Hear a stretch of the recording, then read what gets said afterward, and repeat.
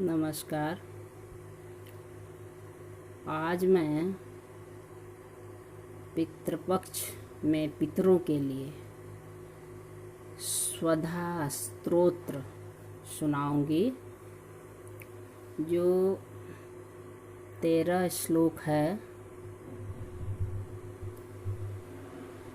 जो संस्कृत में लिखा गया है, उसको मैं संस्कृत में बताने के बाद उसका हिंदी अनुवाद भी बताऊंगी, ताकि आप लोगों के समझ में अच्छे से आ जाए। और एक बार पितृपक्ष में या जब पिंडदान श्राद्ध किया जाता है, तो एक बार स्वधा स्तोत्र का पाठ करने मात्र से सभी तीर्थों में स्नान करने का पुण्य फल प्राप्त होता है। तो शुरू करते हैं। पहला श्लोक।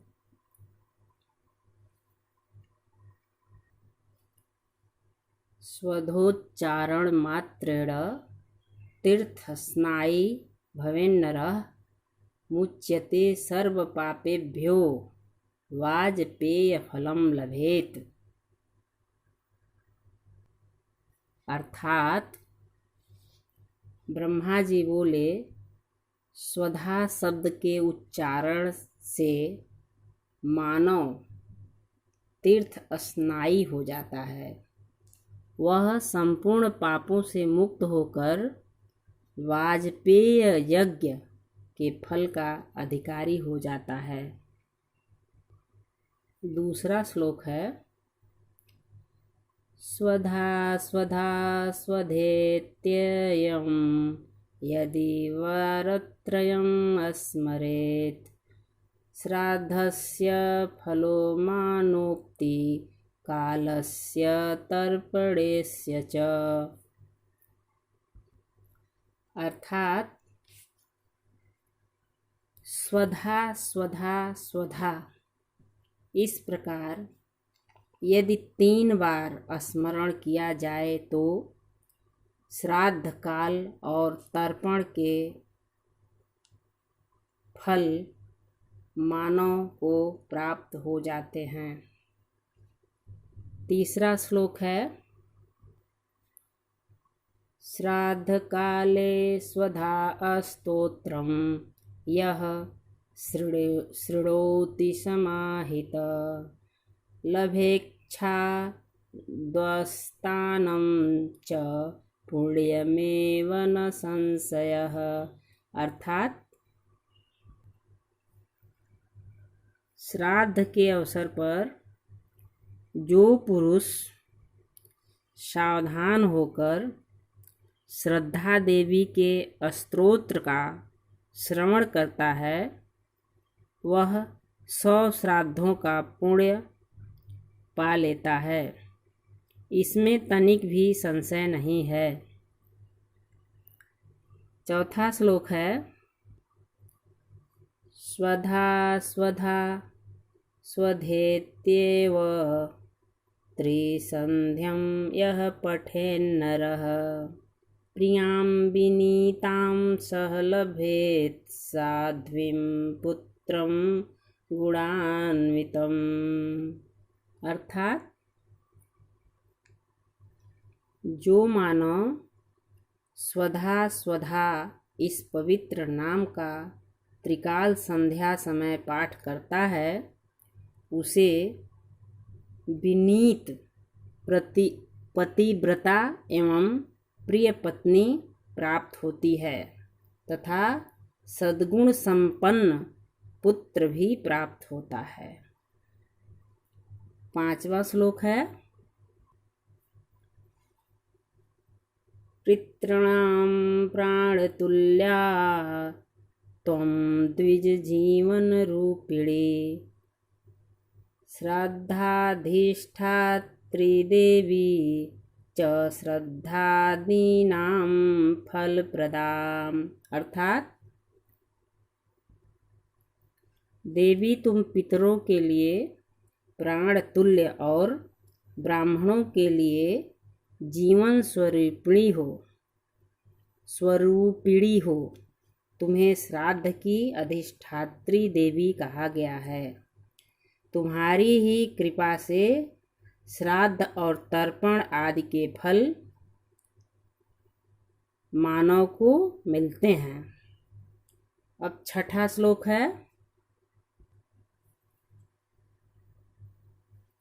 बहिर्गच्छ मन्मनसः पितॄणां तुष्टिहेतवे सम्प्रीतये द्विजातीनां गृहीणां वृद्धिहेतवे। अर्थात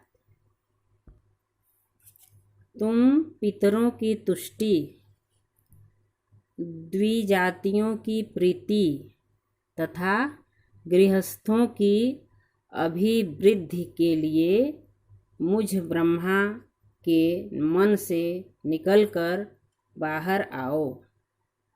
सातवां श्लोक है।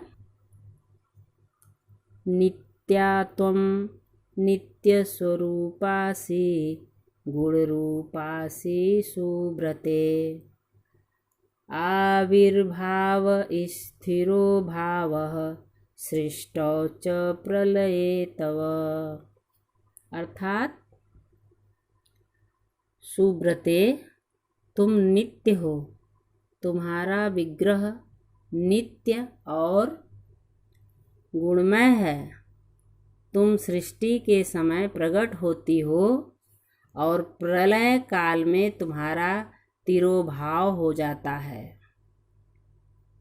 आठवां श्लोक है।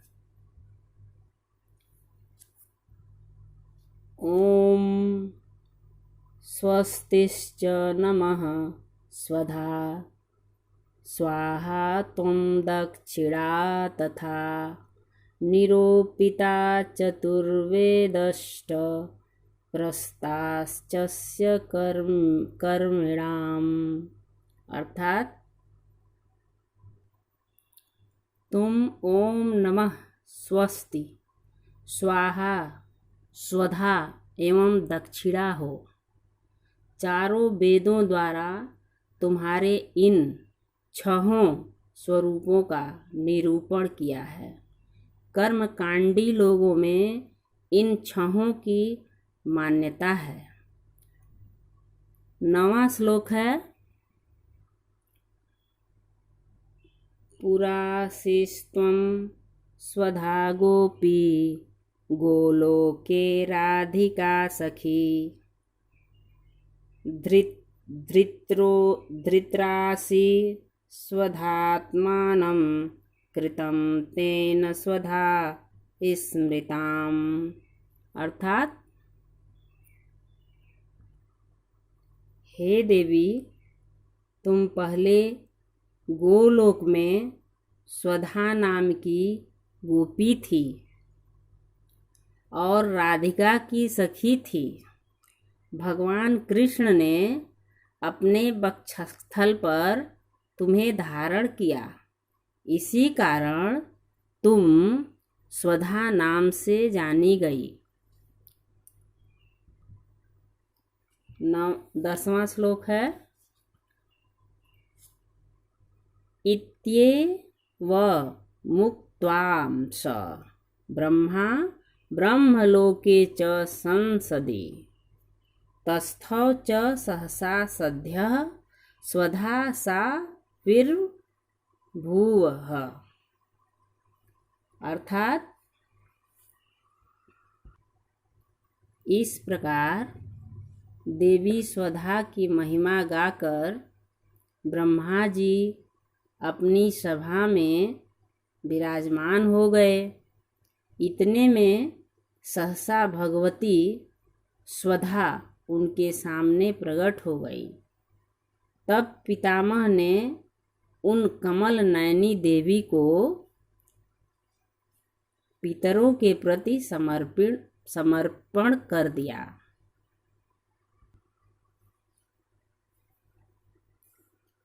तथा पितृभ्यः प्रददौ तामेत कमलाननाम ता संप्राप्य ययुष्यते च पितरस्य प्रहर्षिता। तां संप्राप्य ययुष्यते च पितरस्य प्रहर्षिताः। अर्थात तब पितामह ने उन कमल नयनी देवी को पितरों के प्रति समर्पण कर दिया। उन देवी की प्राप्ति से पितर अत्यंत प्रसन्न होकर अपने लोक को चले गए। 12वां श्लोक है,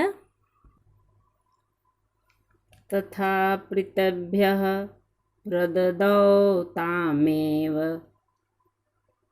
कमलाननां तां संप्राप्य ययुष्यते च पितरस्य प्रहर्षिताः।